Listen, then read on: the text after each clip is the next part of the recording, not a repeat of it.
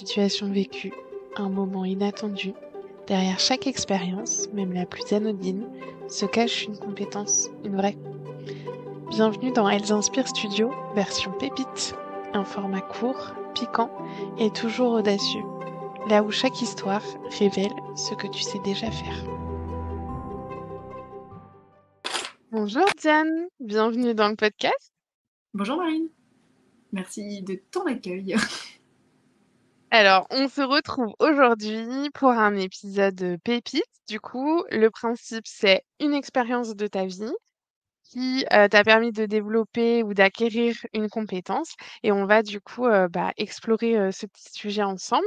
On est sur un épisode qui est très court puisqu'on est ensemble pour 5 minutes. Donc, on va aller droit à l'essentiel. Et est-ce que tu peux quand même prendre quelques secondes pour te présenter, qu'on sache un petit peu qui tu es? Yes, alors je m'appelle Diane Sevrin, ça fait un peu plus de 5 ans que je suis photographe et je pourrais me définir comme créative et espiègle. Créative parce que je suis curieuse et que j'aime imaginer sans cesse des nouvelles choses et espiègle pour le côté pétillant des images que je crée. Super.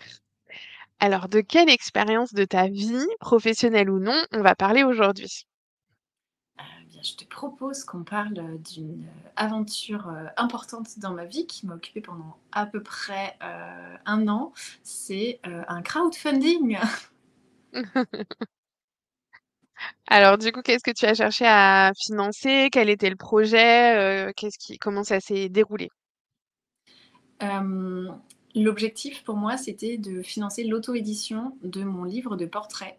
J'ai créé en 2023 52 portraits de femmes entrepreneuses et j'ai raconté leurs histoires. Et leurs histoires, elles sont pleines de choses hyper intéressantes qui peuvent apporter de l'empowerment, donner confiance et montrer que plein de choses sont possibles. Et donc moi j'ai voulu rassembler ces portraits sous la forme d'un livre qui puisse voyager encore plus loin que mes posts de réseaux sociaux. J'ai commencé par faire le budget, on va dire, de ce projet pour me rendre compte que financer un livre, ça coûtait cher et que j'avais Ouais, pas envie de porter ça toute seule. Donc derrière, il fallait trouver des sous. Voilà. ok, super. Et donc, ce projet qui t'a quand même occupé et porté pendant longtemps, il t'a forcément permis de développer des compétences. Quelle est là où les deux compétences phares que tu ressors, que tu pu développer durant cette période? Je pense qu'il y a une partie de résilience parce qu'on ne se lance pas Ouais. dans un projet comme ça si on s'arrête au milieu du chemin. Donc, enfin voilà, ça a demandé une vraie force de ma part pour aller jusqu'au bout.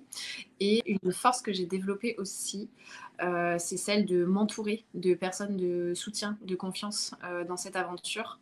Je fais un petit coucou à Maud que tu as interviewé dans ton podcast, qui a assuré le côté euh, branding de ma campagne de crowdfunding.